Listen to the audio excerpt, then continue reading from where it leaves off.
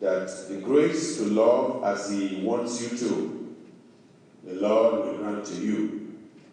We are grateful for what He has taught us this morning about loving and serving.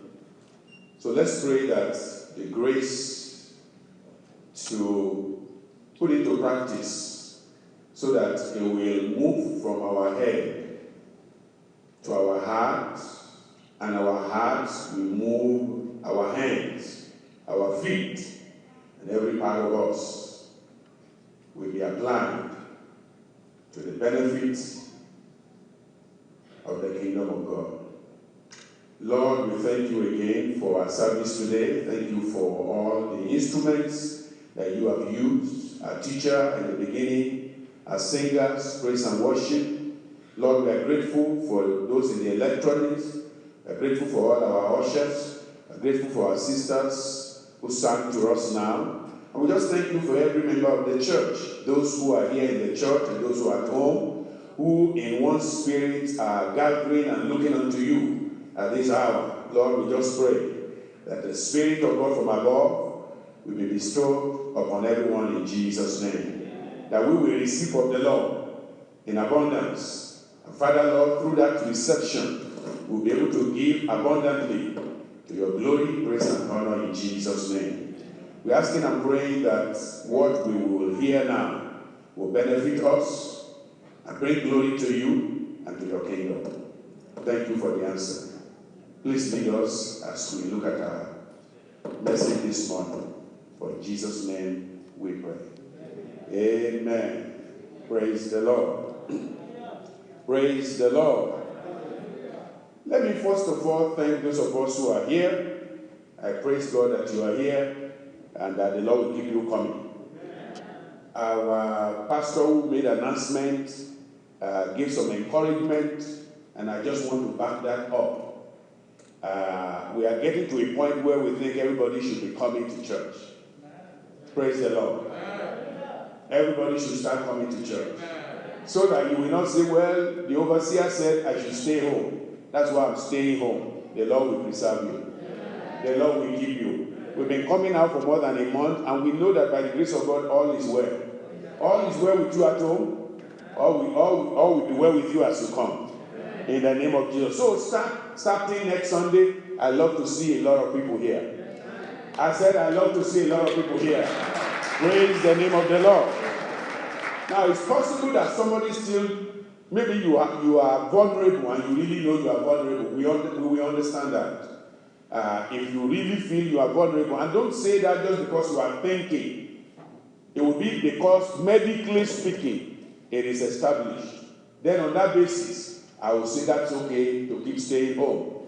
You have little children too that you think is going to be very, very difficult for them, especially, less than a year old, 2-year-old, and you think it's going to be a challenge, we will probably say that's okay. But besides that, it's okay to start coming. I said it's okay to start coming. There's enough space here for all of us. And the Lord will bless you as you come in Jesus' name. Praise the name of the Lord. Now we come to the Word of God this morning in the book of Romans, which is where we studied, and I'm going to read from the 9th verse of chapter 12. Romans chapter 12, I'm going to read from verse 9. Let love be without dissimulation, without pretense, without hypocrisy. That means God expects us to practice love in a very practical way, in an impartial way. No pretense, no hypocrisy. He said, abhor that which is evil, cleave to that which is good. Be kindly affectioned one to another with brotherly love, in honor, preferring one another. Not slothful in business, fervent in spirit, serving the Lord, rejoicing in hope, patient in tribulation, continuing instant in prayer, distributing to the necessity of saints, given to hospitality. Praise the Lord. All right. Hopefully that works better. Amen? Amen? All right, so those are the verses that we're going to be looking at for our message this morning. But as you look at that, you think about the book of Romans, and I think it's important for us to make this comment quickly before we run into the area we are considering this morning. Because this morning we are looking at loving and serving God together. Loving and serving God together. But you know, as a student of the Bible, you understand that that's not possible unless you look at the background of what's been said in the book of Romans. So if you just jump into the middle of let love be without dissimulation, above that which is evil, cling to that which is good, you have to read what came before. Because even from the beginning of chapter 12, we were told, Apostle Paul said, I beseech you therefore, who? Brethren. So he was talking about believers. These are not characteristics that are easy for people in the world. We know how the people of the world behave. And so Paul said, I'm talking to the brethren. I'm talking to the people of God. So, and even as he says, I beseech you therefore. What is the therefore about? What is he saying? I mean, how can you start a statement and say, I plead with you therefore? What is the therefore? Well, the therefore is chapter 1 to 11. That's the therefore. He said, as a result of what has happened from chapter 1 to 11, what I talked about in Romans 1 to 11, what did he talk about? Well, as you come to the book of Romans, if you are thinking about the book, don't think too much. Don't think about two things. Believing, behaving. What did I say? Believing and behaving. Now, as you think of believing and behaving, we can look at just a little thing. Let's look at the believing. Number one, who should you believe? That's the book of Romans. Who are you believing? Because you can believe in just anything. So the book of Romans, the first chapter 1 to 11, set that straight for you. Who are you believing in? It sets it straight for you. And in that, it talks about the past worship. The past worship, the way people are worshiping God before now. Because when he says, I beseech you, brethren, therefore, by the mercies of God, he said, as a result of what I've told you before, I'm now pleading with you, now that you understand the right perspective, you know who to believe, you know what to believe, because that's very important, not just who, but what. As you know the who, then you know what. Because it's only the knowledge of the who, God Almighty, Jesus Christ, that then you are going to know what. What do you believe now? Now you believe on the basis of what Jesus has said. Amen. So those are very important. You see the who, you see the what, the past worship, the present witness, and then the priority of the word. Amen.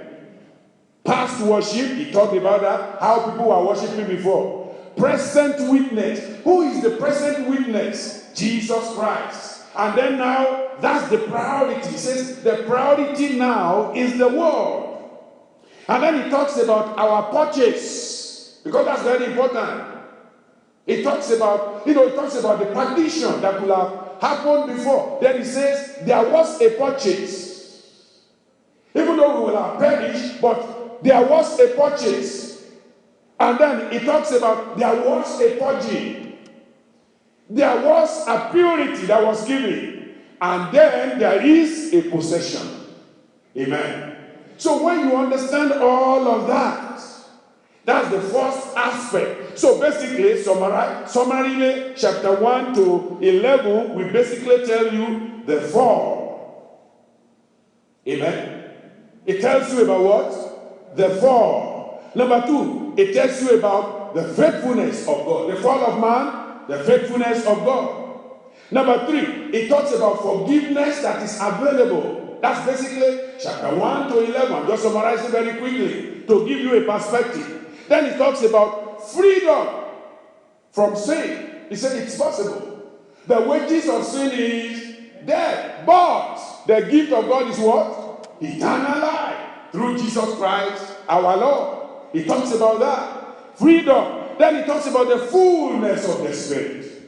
He says after you are free from sin, you can have the fullness of the Spirit. Number 6, it talks about the future glory that is available to all those who believe in Christ, to all those who believe in God. And then finally there it talks about the first fruit. Chapter 11 verse 16, it talks about the first fruit. Let me read that quickly just to summarize for you. Chapter 11 verse, what's the verse? 16. For if the first fruit be holy, the lump also is what? Is holy. Basically saying, if Jesus Christ, who is the first fruit from the dead, if he is holy, then every one of us coming through Jesus Christ, through who he purchased, redemption for us. If Jesus is holy, if Jesus is righteous, if Jesus is pure, if he's accepted in heaven, we are pure, we are holy, we are accepted in heaven. Amen. Praise the name of the Lord. So the fall of man, that's the sin. The faithfulness of God, that's concerning his son. He says forgiveness is available. Forgiveness is available. Freedom is given from sin after the forgiveness. Fullness of the Spirit also is given. And then there is a future glory that is available. And then he says the first fruit himself, he is accepted in heaven. Then we, the faithful followers, we also are accepted in heaven. And then as you come now to chapter 12, that will be number 8. Under that number, we are talking of fulfillment. Fulfillment. And that's 1 to 7 that I said now is what? Believe. That's all you believe. You believe about the fall of man.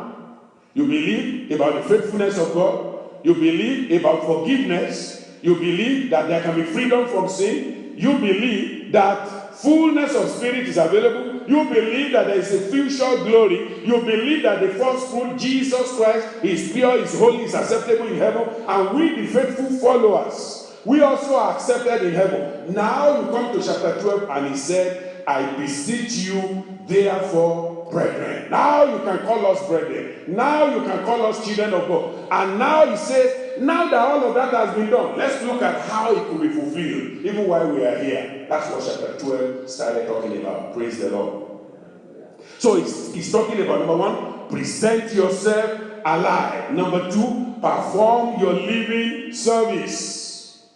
Present yourself alive, perform a living service. Your living service. Make your service a living one. Make your service an acceptable one. He said there is personal responsibility here. There is personal responsibility for you and I. There's something that you need to do. That's talking about the behavior. We've talked about the belief, but now he says the behavior. How do you behave now as a child of God? You behave, by the mercies of God, by the grace of God that has been given unto you. You present your body now, a living sacrifice, wholly acceptable unto God, which is your reasonable service. And he says there is a way people conform to the world before, but don't do that.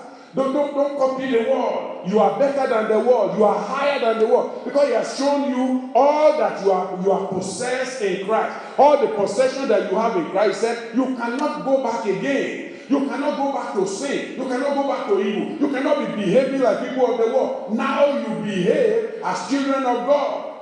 You behave as somebody, unto whom heaven has been revealed. That the blessing of heaven has been given. So he says our behavior is to present ourselves alive, not dead. Alive. In the Old Testament, when people bring sacrifice to the priest, they don't bring dead animals. Amen.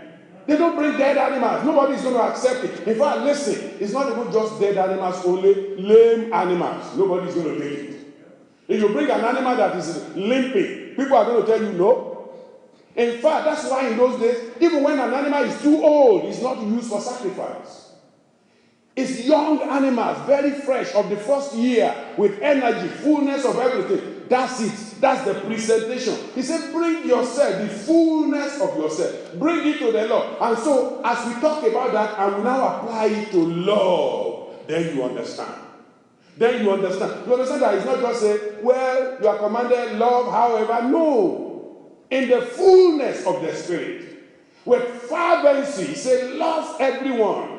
Apply that love in a wonderful way. Present yourself alive. Perform your living service or your living sacrifice. I pray the Lord will help us to do that in Jesus' name. So let's look at 3 things quickly. I'm hoping that very shortly we'll be able to go to the Lord in prayer. So number one is the exemplary love of God in Christ.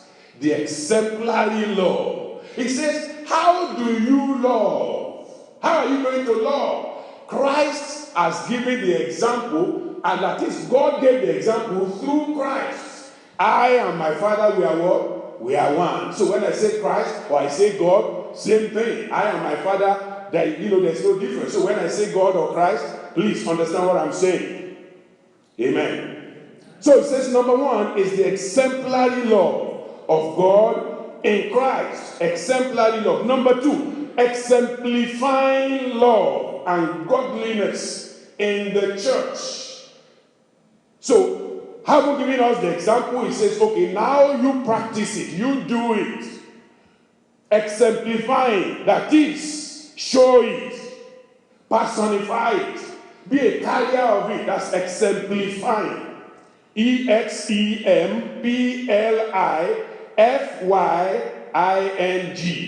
It's a big word, I know, that's why I'm spelling it. It means you epitomize. That's another big one. Praise the Lord. But simply it says show it. That's an easier one, right? It says just show it. That's what it means. Show it. Personify it. Be an embodiment of it. When we talk about love, let people think about you in love. You see, when we talk about love, who do we first think of? God. Because who? God is love. And Jesus is love. Because he did what? He gave himself. He's the example. So it says, just like Jesus and like God, be an example of love. Praise the Lord. So the exemplary, exemplary, exemplary love of God. Exemplary, that's a model. The model that God gave us, exemplary love of God in Christ. Number 2, exemplifying love and godliness in the church. And then number 3 now, as a result of that, we are now encouraging love and godliness in Christians. We're encouraging love and godliness in Christians. So we come to the first part. Having understood what was done in the beginning now, you understand that I'm talking to believers. I'm talking to those, who understand the fall of man. I'm talking to those who understand the freedom, that we receive through Christ. We know the faithfulness of God, that even though we sin, he didn't abandon us. And so we also, when we are going to exemplify that, we are going to understand that even when people fall short, we will not give up on them, like God didn't give up on us. Amen. So that first example of Romans 1-11 is very, very important. You may say, well, we're just looking at chapter 12. Yes, I understand. But you have to put things in context to understand where you are coming from. All have sinned and fall short of the glory of God. That's the fall of man. And then you come to the faithfulness of God who will not give us up and is looking for every way to deliver us. And then you come to the forgiveness that He made available through Jesus Christ. Whosoever shall call on the name of the Lord shall be saved. Amen. And then you see the freedom that comes. Freedom from sin. There are many people who say people cannot be free, but Jesus made it possible that we can be free. So as many as look unto Him, they will live. Amen. He took the curse, because the Bible says, curse is he that is hung upon the tree, that the blessing of Abraham may come upon the children of God. So He took all that, and then as a result of that forgiveness and freedom that we have, He gave us fullness of His Spirit. We now have the Spirit of God, and then we can, we have the Spirit of adoption, by which we can now cry, Abba, Father. Amen. And then because of that, He gives us future glory.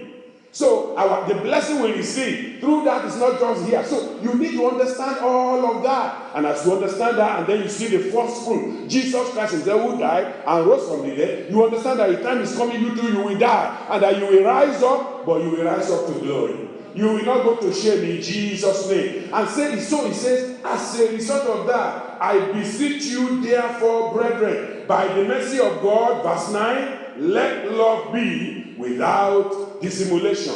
Love without pretense. Love without hypocrisy. So now we are looking at the first point, the exemplary love of God in Christ. Exemplary love of God in Christ. Bible says, John 3:16, a popular passage. We should read it because sometimes we commonize that passage and we think we know it. No, let's read it because faith comes by what? By hearing. So, I may be reading it and it looks like it may be familiar to everyone listening to me, but maybe tomorrow somebody else outside there will hear it. Amen. And that's it. A man had Mark 11:22-24, and that became the mantra for his ministry. In fact, it was not a ministry. He was a 17-year-old who was sick and he was about to die. And he just happened to read Mark 11. Amen. Where are we going to now? John 3:16, but he read Mark 11, verse 22-24, and he just saw that God says he will have whatever he says he will have. And then he believes, I will have it. I will have it. And then he got healed, and for 93 years, from 17 till he got to 93, he died at 93. You probably know who I'm talking about. Praise God. Kenneth Hagin, that's his name. Amen. But that miracle started by just hearing the word of God. So faith comes by hearing. John 3:16. The whole church will read together. Wherever you are, open to it. I don't want us to commonize that passage and just say, oh, we know that one, let's pass over. No, it's central. It's a pillar for every believer. Look at it. This is the example God gave. John 3:16, 1 to go. For God so loved the world that he gave his only begotten Son, that whosoever believeth in him should not perish, but have everlasting life. Verse 17. For God sent not his Son into the world to condemn the world, but that the world through him might be saved. Praise the Lord. That's very important. There are people who have heard verse 17 only. God sent not his word into the world, his Son to the world to condemn the world, but that through him they might be saved. They had that only, and he gave them hope. I pray as many as have heard this word this morning, they will receive hope. They will receive salvation. God so loved the world. That's the example. That's the model. The love of God. So if we are going to show that we are children of God, we must love. We must show love. That's the model. Jesus said, by this shall all men know that ye are my disciple indeed, if you have what? Love. One for another. Love. Love. Love. Our pastor this morning said it. He says, there are just basic pillars that you look at in scripture, and it's very important. And you go to 1 Corinthians and you see, he said, there abided what? Hope, faith, and charity. Those three. He said the most important, the most excellent way is what? Love. But understand that the other ones, they are pillars together. Amen. If one is missing, the rest is missing. So let's understand that this love is very important. The love that God gave us, perfect love, that casteth out all fear. You are not afraid. You love God, you love Him. Look at what Romans chapter 5 verse 6 says. Romans 5. Romans 5, we are reading from the 6th verse. Romans 5, verse 6. For when we were yet without strength, in due time, Christ died for who? The good ones. Is that what it says? When we were yet without strength, Christ died for the righteous ones. Is that what it says? No. It's the ungodly, the sinner.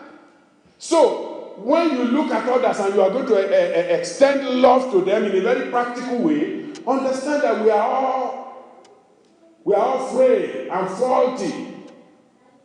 And the possibility of not doing right is always in every man. It's only the grace of God that makes it possible. So, if grace has been given to you to behave better, behave better. Don't do things because somebody did wrong, then I must do wrong. God forbid. I said God forbid. Be a model. Be an example. Because everyone else went wrong, Jesus didn't mind. He could have looked at all that they were doing to him and say, I don't want to die for anybody. I'm going back to heaven. But he didn't mind that. He still died. That's the example, the exemplary love of God shown to us in Christ. When we were yet without strength. I don't know if you understand what that means, but let me give the life of Apostle Paul for you. When we were yet without strength, there was a time all the way from Acts, the beginning of Acts, all the way to chapter 8. You can say he was what? Without strength. Yes, physically he looked like he had strength. In terms of authority, he looked like he had it. He could go to the high priest and do this and do that and do that. And he thought he was doing right.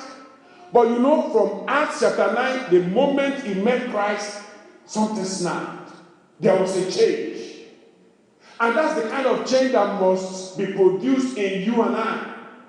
In the way we love people, in the way we relate with others. We must not allow either your own frailty or their own frailty to become a hindrance. We love them as God wants us to love them. And God will give us the grace to do so in Jesus' name. When we were yet without strength. Now that same man who was now without strength, after he met Christ, he now had strength. Now he could even heal people. You know, with all the activities that Paul did up to chapter 8, did anybody ever get healed? Actually, he was killing people. All the strength he had was to kill. But you know, from the moment he met Christ, he was giving life. That's all. Till the end of his life, what a change. That's the power of love. Love is so powerful. You give people love. And you can't imagine what the result may be, what he will produce. You give people love. God gave us love. Look at what it produced. Look at how Christianity keeps on marching. Look at how many martyrs have died in the cause of Christ. Just because of the love that Jesus gave. So you give love. You do your own part. And don't excuse anything. Don't say somebody caused you not to do it. Just do your own part. And trust God to do his own. And he will do it. I said he will do it. In the name of Jesus. So God's love, which was revealed through Christ to all believers, must be revealed through them to everyone in the world. That's the way it is. That's the essence of it. Because that's what 1 John chapter 3, verse 16 says. It's like the other side of John 3:16. 1 John 3, verse 16.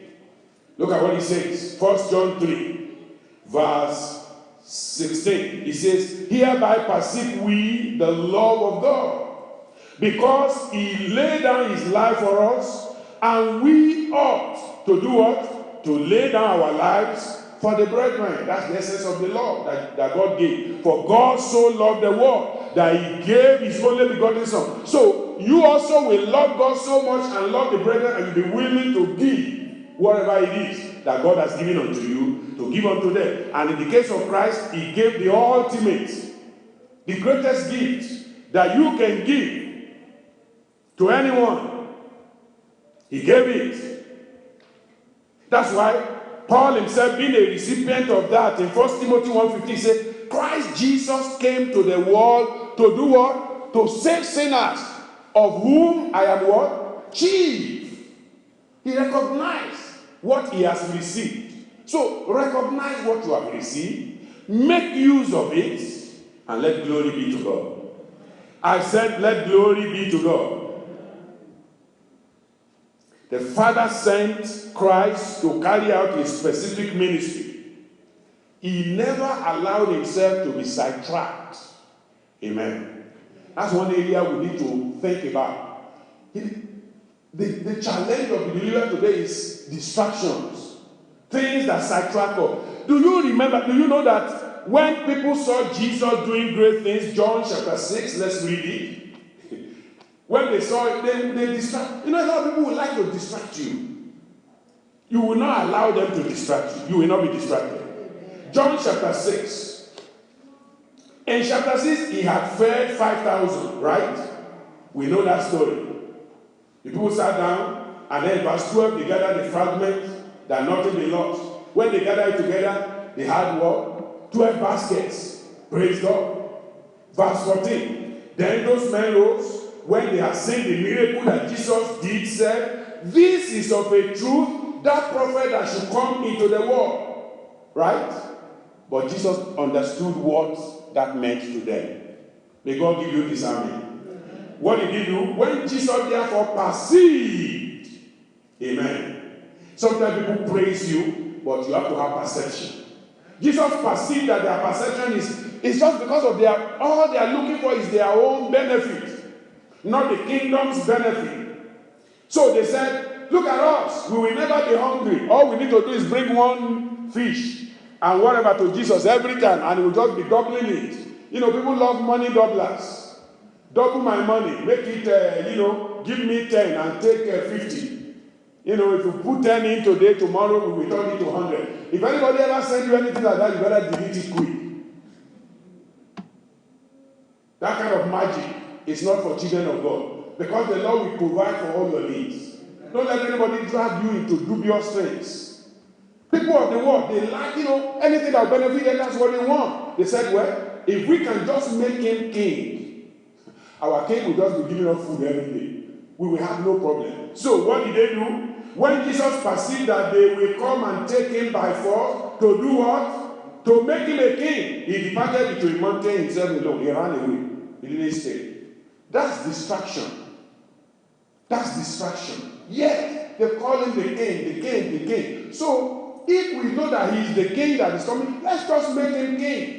Of course, he has miracle working power. He will heal people. So let him just rule now. It may look good to others, but to Jesus, his kingdom is not a physical one. His kingdom can only be established after man has been delivered from the yoke of sin. And he knew that that first responsibility must be achieved. But they said, no, we will make you king. Whatever men make you, that is not what God makes you, is the wrong making. May you never be made in the manner of men. Amen. May you be made according to the divine alternative in Jesus' name. Amen. The divine priority, the Lord will accomplish it in your life in Jesus' name. Jesus said, let us go into the next town in Mark 1, 35 to 38 to preach there also, for therefore came I forth. That's the reason. I came to preach the word, no distraction. He will not never allow himself to be sidetracked. You will not be sidetracked. I said you will not be sidetracked. So God saved you so that we can love, so that we can give love. In 1 John chapter 4, the example we are given is the example of the God himself through Christ Jesus. 1 John, let's look at chapter 4. We are reading 7 to 9 rather. 1 John chapter 4, beloved, in verse 7, let us love one another, for love is of God.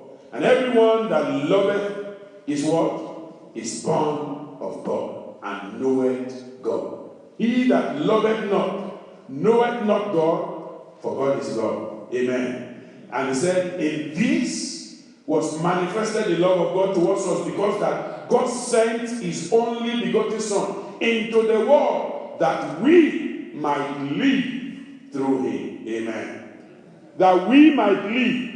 So the freedom we have in God came as a result of the death and the love that Jesus Christ showed unto us. And we must look at that model and copy it. That's the correct model, the perfect model, the admirable model, the prototype that God wants us to emulate. That's the representative model, the example that he wants us to emulate. Giving sacrificially, surrendering ourselves unto the Lord without reservation.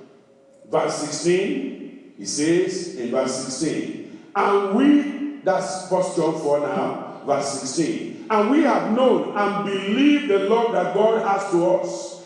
God is love, is repeated again. And he that dwelleth in love, dwelleth in God, and God in him. And he says, herein is our love made perfect, that we may have boldness in the day of judgment, because as he is, so are we.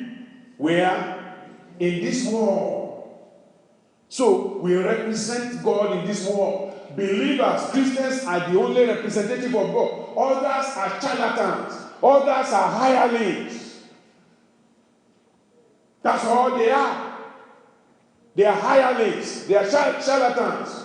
Believers, they are the true representatives of God on earth. And we have to represent him right. And it may include persecution, evil speaking. We have to be ready to sacrifice everything. And the Lord will help us. Christ sacrificed for us. He showed his love. And there are times the love of God, again, this is another aspect that we have to really display very well before we move to how are we going to exemplify it. It is that when it is necessary for Christ, he has to chastise, he will. Amen. There's a word used in scripture. It's called chastening. Amen.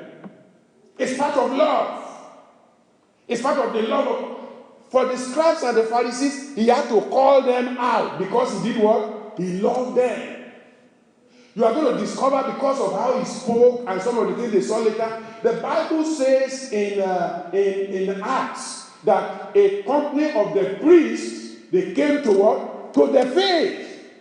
Sometimes you have to speak sharply, directly to people's hearts. Not because you hate them, but because that's the only way you can strike them. You know, it's like people make a fire naturally. They are not just rubbing things there. They have to strike. And when they strike, there is a spark, and then the fire will come. In the native way, that's how they do fire. Before you have all these lighters. That's how the native people do it. Or sometimes they put a stick against another stick and rub it vigorously. That's not easy. It is the heat produced as a result of that brings fire. To get people to be on fire for God, you may have to strike them with the word of God. Their heart must be stricken. But you know, the Bible says they were pricked in their heart, in the book of Acts. And then they now say, men and brethren, what shall we do? They will never say, men and brethren, what shall we do, if you don't speak to their heart, if you don't strike. So sometimes the admonition is there. Hebrews chapter 12. If we have the time quickly, let's read that passage. In the Old Testament, you will see that word, chastening. But I don't want to chase it around, so I'm just going to read it. Chastening, it means admonish, it means instruct, it means discipline. It's the same word. It means correct, it means you teach, it means you punish, it means you reprove, it also means you reform. Hebrews chapter 12, I'm reading verse 6 to 7. Hebrews 12, 6 to 7. Hebrews 12, 6 to 7. He says, for whom the Lord does what? Loveth. Amen. Chastening people, reproving, correcting, punishing people has to be from love. Amen. Because if somebody is just walking, he's sleeping, walking, and you say, I love him, but you know what? He can walk to the highway. What kind of love is that? And people spiritually are sleeping, walking. Spiritually speaking. They are not awake to righteousness. They are sleepwalking in sin. And you want to wake them, to make them to be awake to righteousness. You have to strike them to get them to wake. And that's what the Bible is saying. The Lord will help us. So, that's part of showing love. So, showing love is not just speaking sweet words to people. There are days you need to encourage, there are days you need to, but there are days you need to really shake people up by your word. Amen. The Lord will help us. Amen. Not just in the physical sense, but with prayer and with the right word of God. And we will wake them up in Jesus' name. Praise the name of the Lord. He said, for whom the Lord loveth. When God loves you, he chastens you, he corrects you, he reproves you. And then he says, he scourgeth. That's a tough word. He does what? He scourgeth. When Jesus took a small scourge in the temple, against the exchangers and the buyers and sellers, people may think he hated them. No. The love of God constrained him to do that. He said, don't make my father's house a den of thieves and robbers. It shall be said, this is the house of prayer. So when you are trying to get people to shape up, part of the love is to be tough. Be tough. Have some backbone. Speak firmly. Yes, speak friendly. Yes, speak lovingly, but speak firmly. So that they can hear. They will know you are not joking. You know, if you are talking to your children and you are telling them serious things and you are laughing, they will be laughing with you. They will never take it. But when almost your eyes are even red, then they know there's trouble today. They say, okay, something has happened in this house today. Daddy, he's not happy. The man is not happy. You can see it on his face. Yes. Sometimes you have to do that. That's when Jesus was overthrowing those tables, was he laughing and smiling? No. Did he hate the scribes and Pharisees? No. But he knew that what they were doing was leading other people astray. So he had to correct them. When we are corrected, it shows love. Amen. For whom the Lord loveth, he chasteneth and scourgeth every son whom he receiveth. He scourged every son. I mean, think about Jesus Christ. They had to scourge him because God loved him.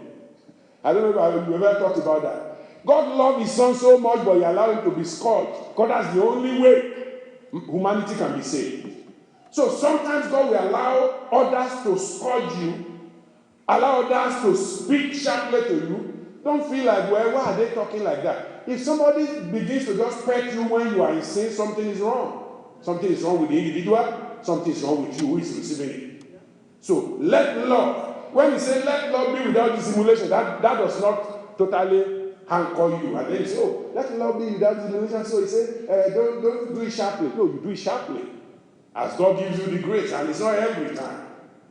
You know, God will show you the right time to do it, that it will be effective when you do it. Amen. You do it as the Spirit directs. For whom the Lord loveth, he chasteneth, and scourgeth every son, no exception, whom he receiveth. Verse 7, if ye endure chastening, if you endure admonition, instruction, discipline, correction, teaching, punishment, reproof, if you endure reform, if you allow God to turn you around and change you, if you endure it, he says, God dealeth with you as what? As sons.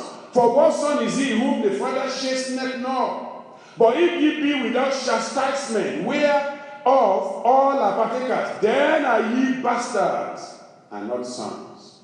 Many ministers have lost their sons and daughters because they are afraid to chastise them. One of the greatest loss in the church today is lack of commitment to the ministers. Some people may say, well, why do I need to commit to a minister? It's important. They watch over your soul. If you don't allow a man to watch over you and then you are just drifting anyhow, it's very bad. It's very, very bad. Too many believers today are just on their own and nobody is watching over them. And God wants us to watch over each other. When we don't see you, we should be able to say, where are you? What did you do? What's going on? Praise the Lord. That's part of love. Because at the end of the day, when you don't even do that, then somebody will turn around and say, nobody cares for me. You don't allow people to love you by chastening you. Because love is chastening people. Amen. Correcting people. Correction is not easy. Nobody wants to be corrected, but it's needed. Amen. And we get correction everywhere we go. At work, you get corrected. Managers talk anyhow. And you are okay with that. But it's only in the church that you have problem with correction. It should not be so. What you are doing, this is the only place that is teaching you how to get to heaven. Everywhere else is teaching you how to be better in the world. How to make money. How to do this, how to do. And there's nothing wrong with that. I'm not saying they are wrong. It's part of living. But this one is priority. This is the most important. And when you get corrected here, take it as a son. Because it's necessary. The Lord will give you the grace. That's the example. That's the example that we see through the Lord Jesus Christ. When he even cried to his father he just abandoned him. He said, what are you crying? I mean, Jesus was in the flesh. And the weight of the sin of the world was heavy on him. He said, Father, if it is possible, let this be gone. He said, but no, not as I will, but let your will be done. Father said, we already determined that my will is done, so bear it. It was after that he ended up being scourged, being beaten. He carried the cross, they opened his side, blood gushed out, and God looked away at that hour. So he suffered for us so that we can be able to know how to help others. That's the model of love. Very tough, but teachable, but apt, but necessary, so that we can have the blessing of God, and you will have the blessing of God. Loving and serving God together. Let's go to the second aspect now. Exemplifying love and godliness in the church. That's talking about you and me now. He says we must now become, a representative. We must be showing that love. God wants us to show it. In one of the messages that our Father and the Lord gave in year 2016, it was April 4. It was a Bible study of April 4, 2016. He said something about exemplifying love. And that's what I'm going to read to you now. Amen? Exemplifying love. He said, how do you show love? Especially in a congregation. He used the ABC. So I'm going to use it exactly the way he did. He said, A, assist other people. Be willing to assist in whatever way you can. Assisting doesn't mean money only. A lot of times we are afraid to assist others because we think it will cost us money. Yes, it may cost you money, but not all the time. It may just cost you time. It may just cost you word. Much of the assistance may just call you a phone call. You may not even have to live where you are. Assist. So, as a believer in the church, as you leave this church this morning and you are going home, start thinking, who can I assist? That's how to show it. Let's not make this message another theoretical message. Make it practical. Who can I assist? Or if you need assistance, who can assist me? Praise God. It's either it's both ways, both sides of the coin. I need assistance, or I can assist people. Who can you assist, or who can assist me? B, bear others' burden. That's the greatest way to show love in the congregation. Now, how do you know that others have burden? You have to know them. Amen. You have to get close to them. You have to check on them. You have to look after them. There are many times when God will be tugging on your heart. Sister so-and-so, I haven't even seen him in 2 days or in 2 weeks. What happened? And then you say, anyway, and then you are just you continue with what you are doing. Do you know what is happening at that time? Church? The Lord is telling you, if you have not seen him, do something. Because that means there's something going on that you need to attend to. So, it may not even cost you a visit. It may just cost you a phone call. It may cost you a text. Whatever it is. Or you just lift them up in prayer and say, God, I remember so and so now. I don't know what is going on, but Holy Spirit, please attend to them. Because you may be in a place where you can't do phone, you can't do other things, but in your heart, you can do what? You can bear their body in prayer. Amen. Assist other people, bear their body, care for one another. Care for one another. Think about how can I care for other people? Who is in need around me that I need to care for? D, defend one another. Oh, that's so important, brethren. That's so important. Because listen, my brothers and sisters, one thing I've discovered is that the devil likes to drag believers down. And will circulate all sorts of rumors around. Please don't easily believe when rumors come about a believer quickly. Don't believe it. Don't believe it. Even if somebody comes to you and says, I know it is true, don't still believe it. Because you will be sure that the thing may turn around to be a lie. Not too long ago, one ministry, again, it's not just restricted to your own ministry only. Don't think we are the only one being attacked. No, believers worldwide have been attacked. So sometimes you hear a story about that ministry, something is happening, you better not be rejoicing. You better not say, oh, that's who they are, I have no comment. In fact, such things, when I see them, that's why they say, delete, right? I use it quickly. I don't even want to read the story. But I'm going to bring this to you, the reason why I'm saying so. Particular ministry, maybe you have seen it or I don't know, but it was discovered that somebody was killed in the church. And immediately, everybody made noise. It's the pastor. He did this, he did that, he did this, he did that. The rest of all the story was all over the place. You know, sometimes there's something that the devil will make it look like there is no way that is not true. They know the truth. Well, when they did the investigation, they discovered there was not even a single truth in all of that. It was all lies. You see, people love to denigrate church. There are some people, especially people who have left one denomination and they are now in another. They are waiting for, they did wrong there, then they go on Facebook, they go on Twitter, they go everywhere, they want to blast it, they want to be the first to publicize that. Really? What are you going gaining from there? Your brother is in problem. Your brother has challenges. And you think the first thing to do is call everybody and talk, put it in the whole, prime news and let everybody read about it.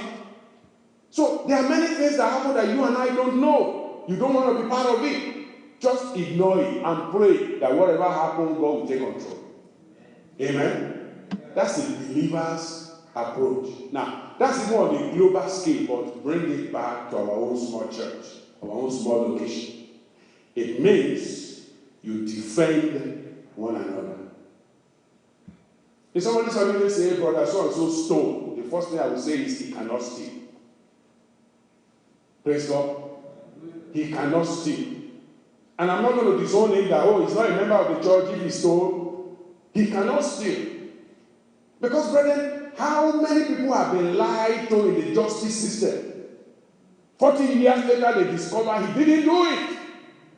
And nobody believed them. How many people? But it was discovered later that he didn't do it. You know, this morning I was reading the story of somebody in 1962. Just the story of an example of somebody showing love. The wife. The man, he was convicted by a jury unanimously that he killed somebody and they put him on death row. But the wife said, I know my husband didn't do it. So the man put an advertisement, I think it's in the Los Angeles Examiner, something like that, in 1962, May 1962. He put something there, and then he put something. He said, the woman was so poor, the family was so poor, they don't have money to get a lawyer. But the woman said, I'm looking for a lawyer to defend my husband, and I'm willing to serve that person for 10 years as a cook or in whatever capacity as a house help. I'll pay the person back in 10 years service. Because the woman wanted the husband exonerated. She was willing to give, that's all she had, she doesn't have money. And then a particular popular lawyer saw it and picked it up. And decided that he was going to go after that thing. Well, long story short, they discovered the man was not even there. What happened was that in the store where this happened, the man had been there, he had looked at a sword. He looked at a sword in that store and left. And didn't buy it. And then the incident happened in that building. And then the sword was somewhere around. So they now took fingerprints. And they saw his fingerprints around the sword. And they said, oh, here is the killer. But later on they discovered he was not even there. And he was exonerated. But in the beginning, most people would have said, oh, he did it. He's bad. He's evil. They got his fingerprint. In fact, they saw his picture. They did. You know, they can see his picture because he was in the store. Amen. The enemy can put circumstantial evidence in a way that you cannot get yourself out. What I'm saying is, defend one another.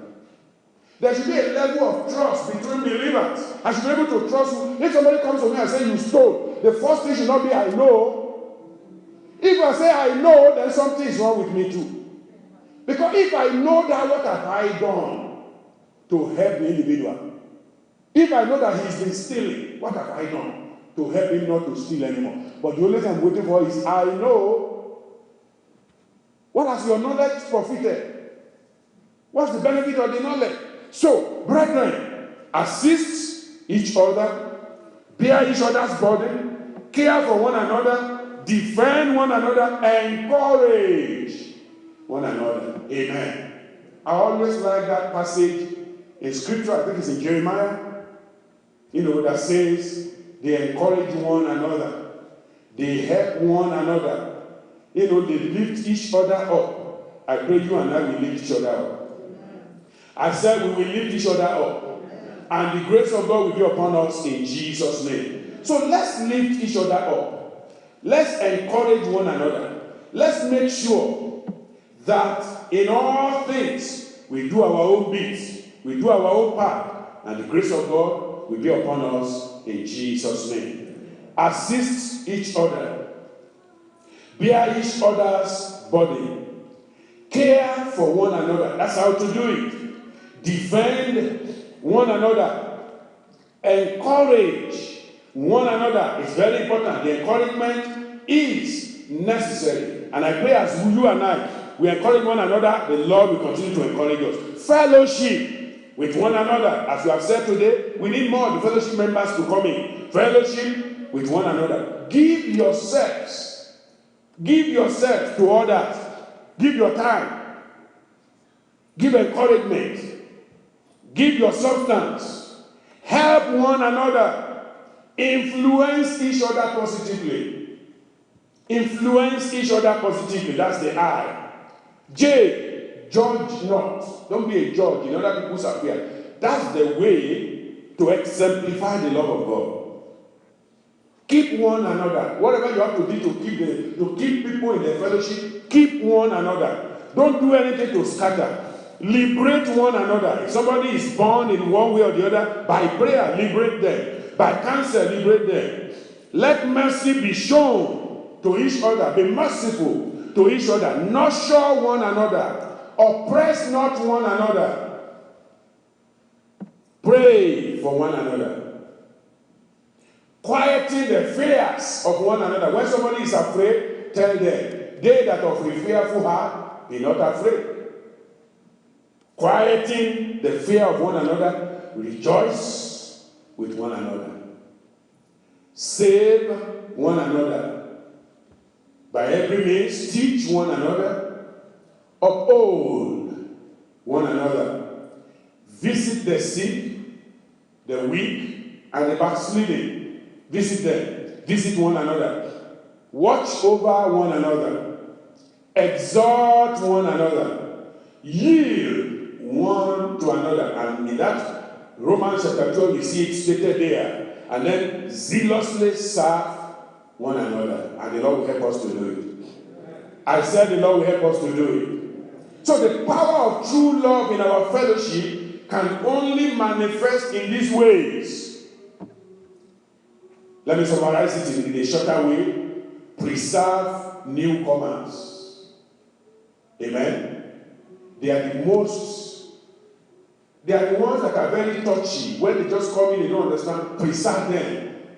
That's how to exemplify love in the fellowship. Preserve them. As a fellowship, what we are going to do to grow is to preserve one another, especially the newcomers.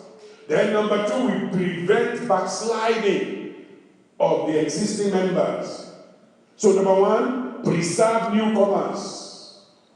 Preserve newcomers. Number 2, prevent backsliding for the old members. I have passages here, but time is flying, so I'm just, if you want for preserving newcomers, Acts 2, 41, 42. You can write that there, and then you can read it later. Acts 2, 41, 42. Number 2, prevent backsliding. Hebrews 10, 25. And then Colossians 3:16. Colossians 3:16. Let me read that quickly. Colossians 3:16. Prevent backsliding. Colossians 3:16. Let the word of Christ dwell in you richly in all wisdom. That's how you can prevent it. Give people the word of God. Teaching and admonishing one another in psalms and hymns and spiritual songs, singing with grace in your hearts to the Lord. And whatsoever ye do, in word or deed, do all in the name of the Lord, giving thanks to God and the Father by Him. Preserve the new converts, prevent backsliding, propagate the gospel and the sound doctrine. Don't propagate lies. There's so much lies going out there in this age of social media. People send all kinds of things to you. And many times of the platforms we have, all you want to do is to flood the place up with those junk. Don't do that.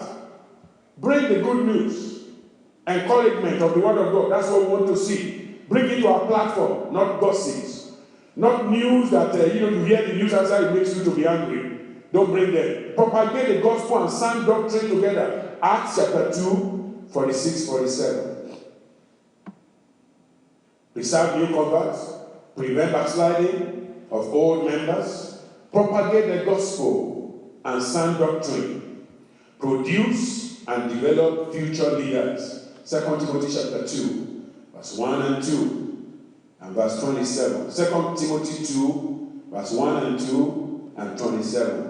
Provide for members' needs. That's how we're going to do it. We're going to show love. Provide for members' needs. Acts chapter 4, verse 32 to 35. These are all familiar passages. And then pray so that miracles will solve people's problem. Pray together. Pray for them. Pray for miracles to solve each other's problem so that God can be glorified. Acts chapter 5, verse 12 to 14. And verse 6, and chapter 6, verse 8. Acts 5, 12 to 14, and Acts 6, verse number 8.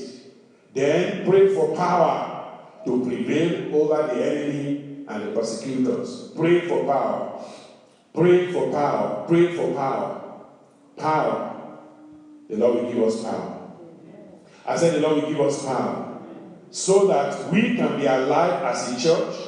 And as individual believers, we will encourage one another in Jesus' name. John 13:35, like this shall all men know that ye are my disciples, if ye have love one for another. Amen.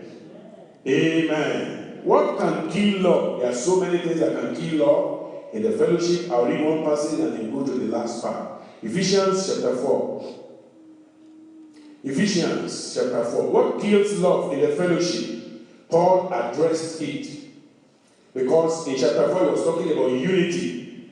Unity of the church.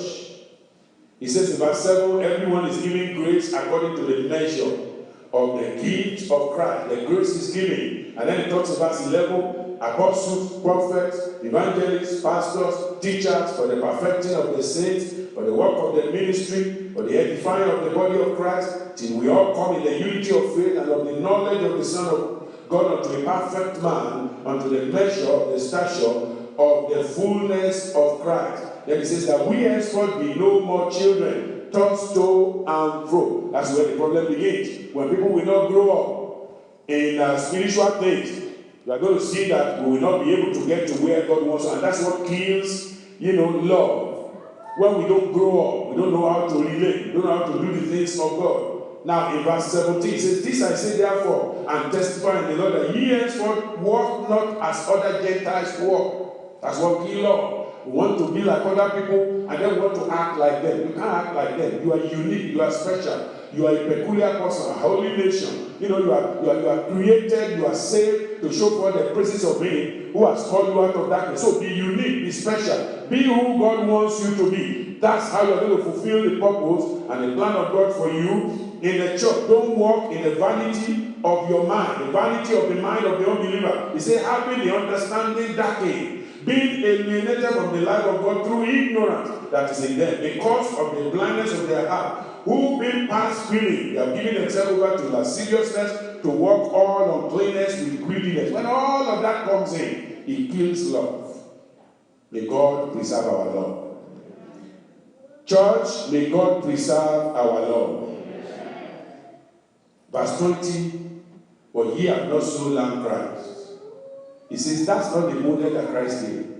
If so be that you have heard Him and have been taught by Him, as the truth is in Jesus, that ye put off, that's how to keep the love now, put off concerning the former conversation, the old man which is corrupt according to the deceitfulness or deceitful lust, and be renewed in the spirit of your mind. May God renew us. And that ye put on the new man, which is after God is created in righteousness and true holiness. When the enemy wants to ignite the old man in you, kill it. Put out that light.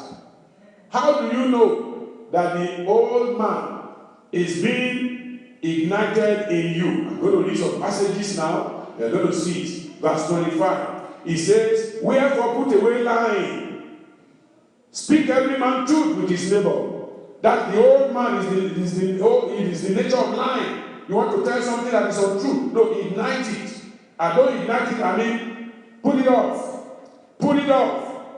And then ignite righteousness. Put on the old man, but put off, put away. Lying, old man. He says, for we are members one of another. Amen. He said, be ye angry and do what? And sin. There will be things people will do that want to create anger. And you will feel bad. Why did they do that? But don't allow sin to come in. Amen. Don't give room for sin. Be angry and sin not. Let not the sun go down upon your wrath. Neither give place to the devil. Again, this issue of anger. The Bible says anger rests in whose bosom? The bosom of fools. And we are not fools. I said we are not fools. I am not a fool. I said I am not a fool. When I get angry and I want to act up, then I'm beginning to behave like a fool. That's what the Bible said. So, anytime something asks you or something is not going well and it then wants to make you angry, you tell yourself, I'm not a fool. Only a fool gets angry. And then you take a deep breath and let it go. Amen. That's what the scripture is saying. Be angry. Let something, there are things that will even make you angry too. Be angry and sin not. What that means is there are things going on around you that get you, your spirit is stirred.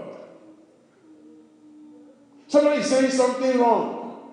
Maybe you have corrected them or whatever, but they keep doing it. It stirs your spirit, but it says sin not. How will you not say no? You turn that situation to prayer. You tell God, this must not go on. Father, do something about it.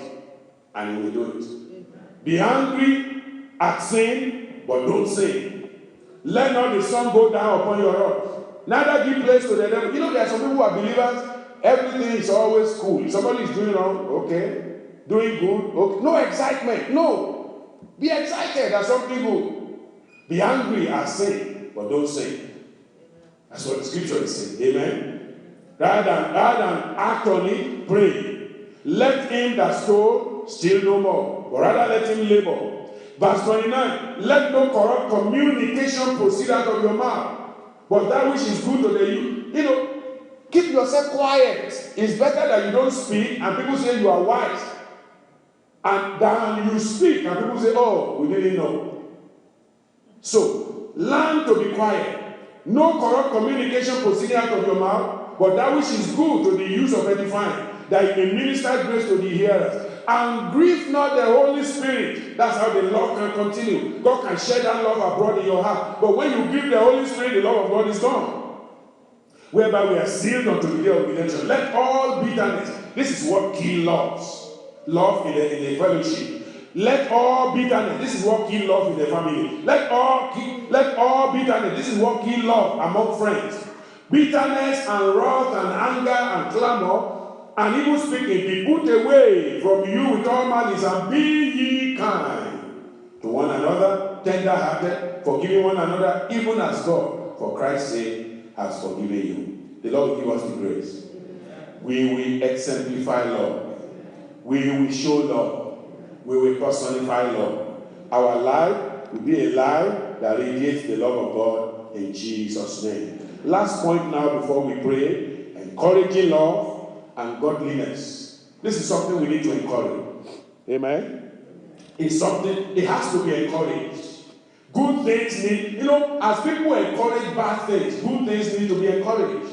There are many people that just teach bad ways. They teach you bad ways, they show you bad ways, but the Bible says you must encourage people to do right. If they do wrong, don't condemn them quickly. Just let them know that what you are doing is wrong, then show them the right. Encourage it. Help people to grow in it. Encourage love. Promote it. Help people to increase in love. Inspire them. Boost love. Raise the tempo of love. If it is very low, bring it to a fiery level. John chapter 13. John chapter 13, verse 34. John chapter 13, verse 34. John 13,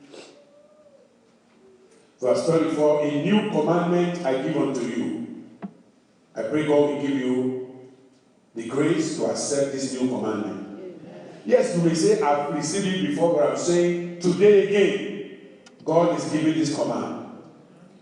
Church, God is giving you this command. A new commandment I give unto you. This becomes a new commandment for you from today. That ye love one another as I have loved you. Think about Jesus Christ. He could have disowned Peter, but he didn't. Amen. He just came to him and says, lovest thou me more than this? What Peter did and Judas did, it's not far from each other, right? But God find a way. Amen. Find a way to reach out. So God is reaching out to all of us. And I believe God will reach out to Judas because at one point God gave him conviction. He came back to say, I have sinned. Right? And he gave the money back. But I wish that when he did that, he would come back to the fold. But rather than coming back to the fold, he went to do what? To commit suicide. I wish he didn't do that because he was on that right path where he could be redeemed. He went back and said, listen, I did wrong. And then he gave the money. So far, so good. But turning back from there, he should have just turned to disciples and looked for the rest and said, brethren, pray for me. I've missed it. Because the same thing that Peter did. Yeah, Peter was going and he was following afar off, but he couldn't do anything, just like Judas, just like any of the disciples. Amen. But unfortunately, Judas didn't give opportunity for him to be reached. He killed himself. But Peter was there. Yes, he went out fishing, but God would reach him where he was fishing. Praise the Lord. May God always reach us at our breaking point. Amen. At the point where we are about to give up, may the grace of God reach us. Amen. That grace is what I want you to extend to others also. As that grace will reach you, extend it to others. Encourage love. When people are down, encourage them. Encourage them. Bring them back. Let them regain confidence in the Lord. And as they regain that confidence, the grace of God will come back. In Jesus' name. So he says, love one another as I love you, that ye also love one another. By this shall all men know that ye are my disciples, if ye have love one to another. Ephesians chapter 5. I'm going to do this very quickly and pray. Ephesians chapter 5. Ephesians 5. Verse 1 and 2. Ephesians 5.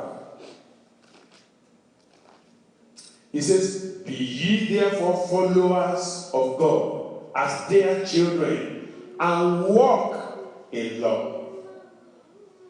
You see, if you are walking in love, it's easy for you to encourage others in it. Amen? So every time you feel like promoting hate, I want you to come to the understanding that you are not walking in love. You are walking in hatred. Retrace your step and say, there's no way I can be encouraging hatred of one person to the other and say I'm walking in love. And the scripture gives us a command. He said we should walk in what? In love. He said, be a dear follower of God. A true follower of God. And how do we know a true follower of God? You walk in love. As Christ also loved us and has given himself for us, an offering and a sacrifice of God to God for a sweet smelling savor. Walk in love. So that means everything you do must be in love. Every word you say must be in love. And what you say to others, measure it by the scale of love. Will that pass the smell test of love? If I put that on the scale of love, will it weigh high or low? 1 John chapter 4, 1 John chapter 4, verse 7, verse 11, verse 13, verse 16 to 21. 1 John chapter 4, verse 7. Beloved, let us love one another, for love is of God, and everyone that loveth is born of God and knoweth God. Amen. Very clear. Verse 11. Beloved, repeated again. If God so loved us, we ought also to love one another. Very clear. Verse 13. Hereby know we that we dwell in him, and he in us, because he has given us of his Spirit. What is the Spirit of God? The Spirit of love. That's why the Bible says God has not given us the spirit of fear, but he has given us the spirit of power and of love and of a sound mind. That's the spirit he has given. So let's walk with that spirit. When a different spirit is coming, let's make sure we nip it at the bud, so that we can be able to, because what you have is what you give. Look, if you are on a day you are angry, it's very difficult for you to encourage anybody. You yourself, people need help. So, but when you have the fullness of the Spirit, then you can encourage others. So, if you walk in love every day, you become a bundle of encouragement to others. May God make you a bundle of encouragement. May God establish you in love. In the name of Jesus. So, you encourage love and godliness in other believers by doing all of these things that we mentioned. Now, chapter 4, let's go to verse 16 now. It says, and we have known and believed the love that God has to us. God is love. And he that dwelleth in love dwelleth in God, and God in him. Herein is our love made perfect. May God make your love perfect. That we may have boldness in the day of judgment, because as he is, so are we in this world. There is no fear in love, but perfect love casteth out fear, because fear has torment. He that feareth is not made perfect in love. So there should be no fear among believers. The fear of, if I tell him the truth, he will not receive it. That fear should not come in. Just tell the truth. Just give the encouragement. Just love them. In whatever way God will allow you and help you. And if you know that that measure of love is not there, pray that God will fill you up. And God will do it for you. I said God will do it for you. We love him because he first loved us. Verse 20, if a man say, I love God and hated his brother, he is a liar. For he that loveth not his brother whom he has seen, how can he love God whom he cannot see? He has not seen. And this commandment have we from him, that he who loveth God, love his brother also. It's a command. I pray God will help you to be a promoter, an inspirer of love and godliness in everyone, in Jesus' name. The grace to do it, God will give you. God will give me.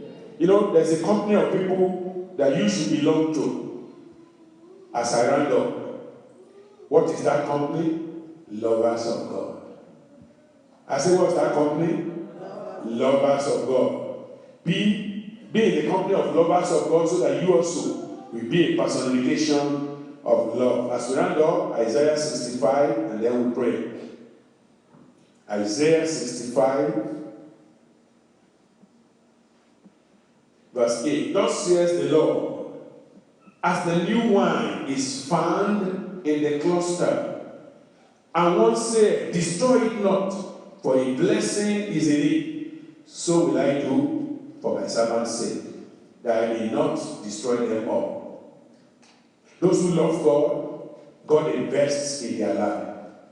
God makes sure that no evil happens to them, so that they are able to propagate his will. And then it says in verse 9, I will bring forth a seed out of Jacob.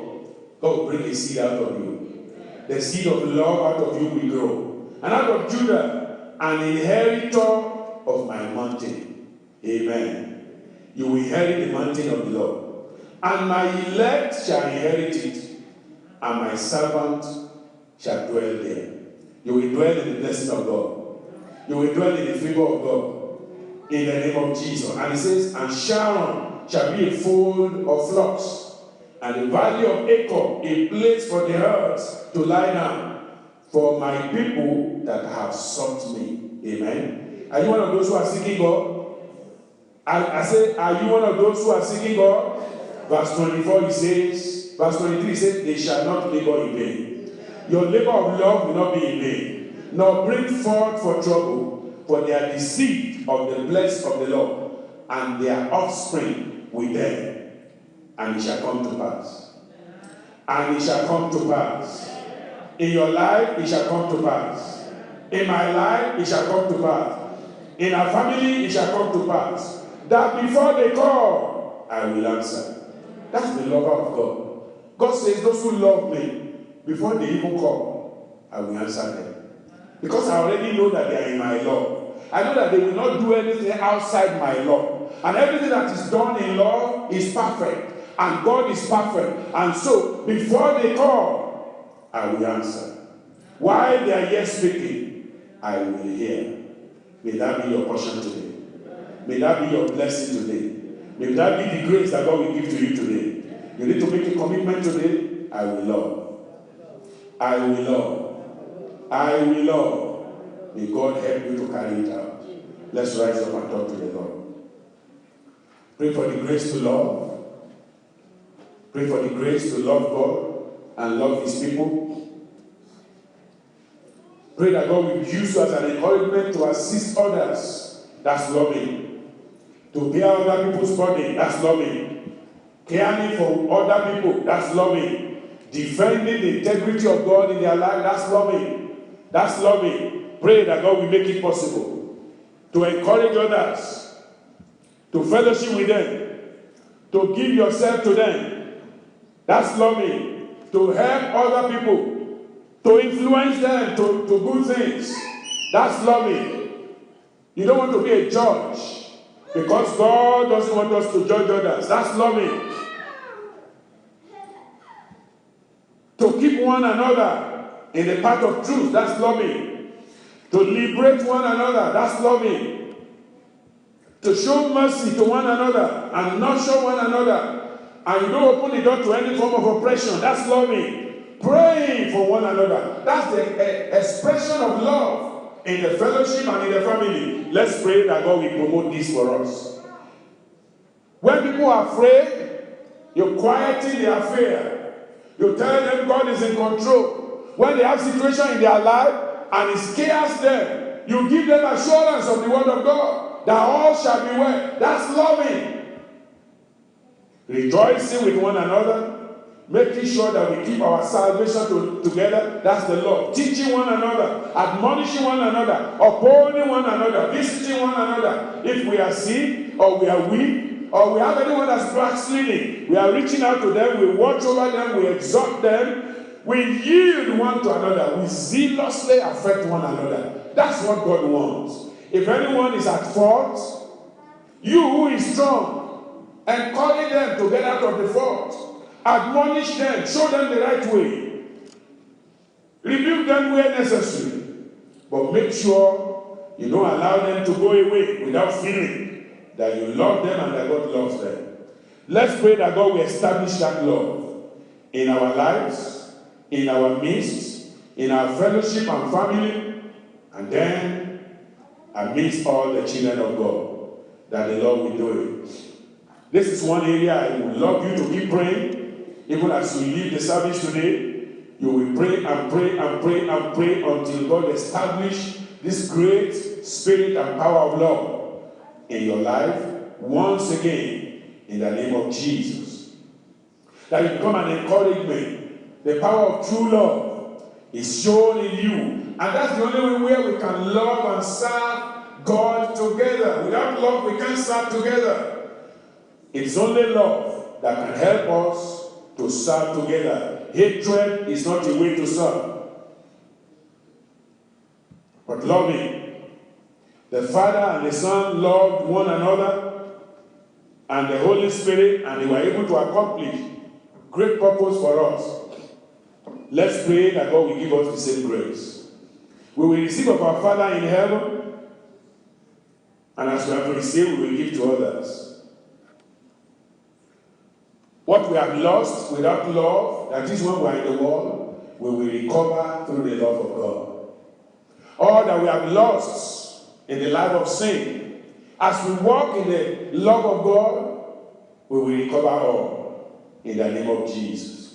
Let's pray that God will fervently affect us in our heart, in our service, so that we can serve God, we can yield to God, we can do the will of God, and God will be happy for us, with us, to be able to bless us more, with more resources to do His will. He will grant it to us. In Jesus' name we pray. We want to thank God for those of us who are here. We want to pray for those who are not able to come. We want to ask that next Sunday, the Lord will bring them. Open your mouth and pray. That's part of our Lord. Let's practicalize it. Pray for our brethren who are not here today. The Lord will bring them next Sunday. And whatever challenges they may have, we want God to help them to overcome, so that they will be able to now easily, without any restriction, begin to come into the presence of the Lord. Let's pray. Let's lift them up. Lift every brother, every sister. If there's anyone that is sick, if anyone has a compromising situation, the Lord will attend to them. And the Lord will visit them. There will be healing. God will bring them healing, health, and cure. God's touch, the hand of God will be upon them. God will solve their problem. Challenges will be gone. And the Spirit of God will reach out to them and bring them by His power, by His Spirit, to Himself. That next Sunday, we will have full complement of every member of the church here in the name of Jesus. Let's pray. And as we go, you and I who are here, as we go during this week, we will practice love in a greater dimension, encouraging others, lifting them up, helping them, assisting them, encouraging them, teaching them, in whatever way that we can lift people up during this week. The Lord will give you the grace to do it. So shall it be in the name of Jesus. Thank you, Lord. Thank you, Lord. Continue to pray.